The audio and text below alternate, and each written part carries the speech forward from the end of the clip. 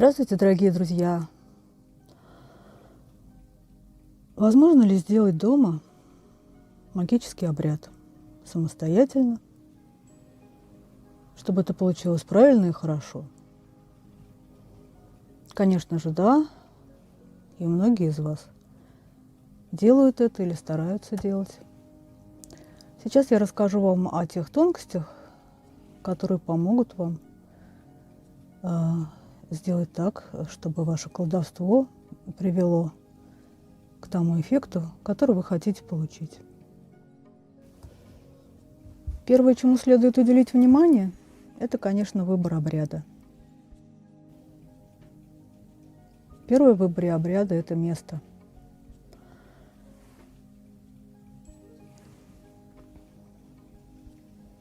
Так как вы в колдовстве все-таки люди неопытные, то выбирать нужно такое место, в котором вам будет комфортно. Но у большинства людей это их квартира, дом. Поэтому во всяких SEO-текстах и пишут «приворот самостоятельно в домашних условиях». Домашние условия – это те условия, где вы можете чувствовать себя уверенно и где вы можете обычно спрогнозировать, что будет происходить. Меньше непредсказуемости, больше успеха. Не выбирайте для первого обряда то, где оговорено там, на погосте, на перекрестке, там, где люди не ходят. Вот. Люди ходят всегда. И даже если никого рядом не будет, вы будете дергаться, бояться, что кто-то пойдет, кто-то увидит. И весь обряд пойдет на смарку, потому что самое главное в обряде, как известно, это сосредоточение. Спрашивают, нужно ли учить текст наизусть. Нужно или не нужно учить текст наизусть? Скорее всего, вы это сделать не сможете. А если даже вы выучите его наизусть, вы будете волноваться, и в проверенный момент куски текста будут вылетать у вас из головы. В самый нужный момент. Из этого, как ни странно, следует еще один пункт насчет места и условий выбора первого обряда. И почему здесь, опять же, домашние условия лучше всего? Вам нужно, чтобы в помещении или месте, где вы находитесь, было достаточно освещения, чтобы вы могли обращаться к шпаргалке. А шпаргалка у вас должна быть понятная, большая. Если у вас есть принтер, печатайте на шрифте 14 аршинными буквами. Шпаргалка должна быть в доступе, и вы должны в любой момент мочь скосить глаза там в сторону и мочь восстановить текст. Чтобы не сбиваться, и речь ваша была плавной, ровной, ритмичной. Как, собственно, и надо читать заговор. Но опять же, возвращаясь к этому, уединенность. Никто вам не должен мешать. И спрашивают, в какое время суток делать. Да, оговорено время суток часто в обряде. Но не менее важно, чтобы вам никто не мешал. Поэтому, если, скажем, читать ночью и строго ночью, а у вас ночью это нереально, вы такой обряд не выбирайте. Атрибутика. Никогда не выбирайте первыми обрядами те, где оговорена какая-то сложная атрибутика. Это заблуждение, что чем сложнее наворочено и чем больше нужно всего задействовать, тем обряд сильнее. Сила обряда зависит вовсе не от этого. Можно привести простой такой кулинарный пример. Что лучше сделать к приходу гостей? Сложное блюдо, которое вы никогда не делали, с массой каких-то составляющих и сложной обработкой продуктов? Или какой-то проверенный фирменный рецепт, простой, но который вы точно знаете, что получится у вас хорошо и будет вкусно? Конечно, у любой разумной хозяйки выбор пойдет на проверенное такое фирменное ударное блюдо. То же самое и с выбором обряда. Выбирайте то, что вы точно сможете сделать хорошо.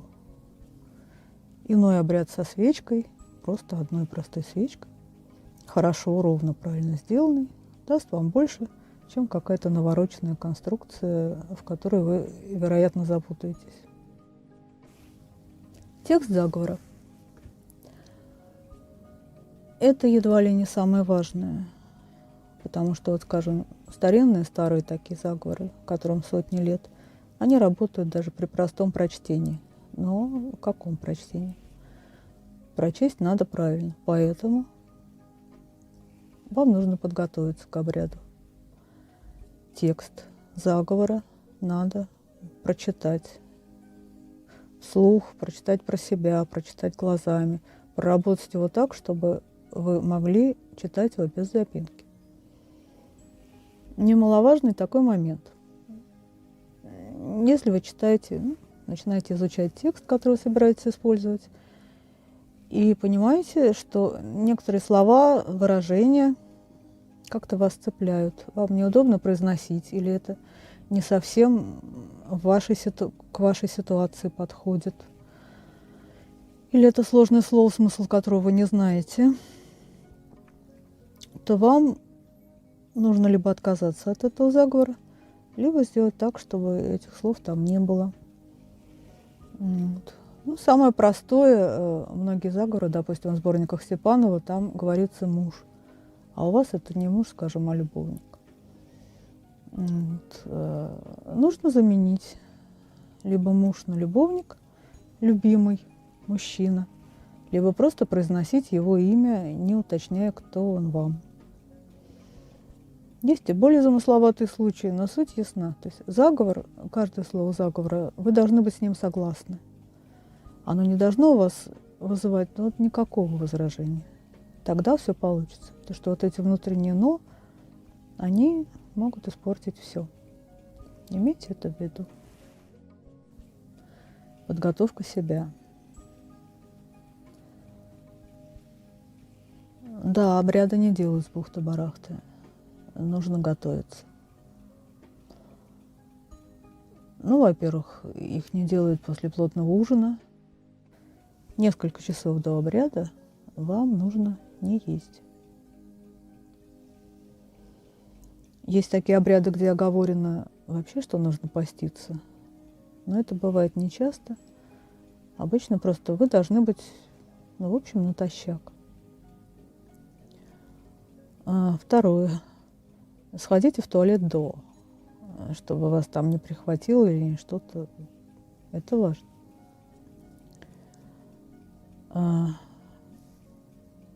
Одежда.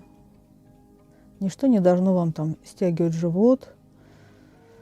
Дыхание должно быть свободное. Желательно, конечно, никаких там... есть всякое, что не надо пуговиц, не надо застежек. Да, в общем, в принципе, нежелательно. Волосы должны быть распущены. Заколок не надо. А также это должна быть одежда, удобная в том плане, чтобы вы вот этими вот такими вот рукавами, скажем, или какими-то кофтами, там, подолами, ничего не смахнули, не уронили. По этому поводу, кроме одежды, имеет смысл, и так делают даже опытные, вот я так делаю. Обряд надо репетировать. Это в удобное для вас время. Если вы знаете, в какой день вы будете делать, вы можете загодя где вы будете сидеть, как вы будете сидеть, что у вас будет на столе, на алтаре там, или где будут стоять свечки. И сразу, чем вы их подожжете, если потухнет? Так, значит, мы докладываем спички. Если мы что-то будем задувать, там, скажем, какую-то бумажку жечь, куда мы ее денем? Значит, нам нужна какая-то емкость, куда мы бросим эту бумагу. Чтобы понять все предметы, которые должны быть на алтаре, неплохо сделать небольшой прогон. Репетицию, генеральную репетицию, тогда вы будете себя чувствовать уверенно. То же самое с текстом. Куда прикрепить шпаргалку?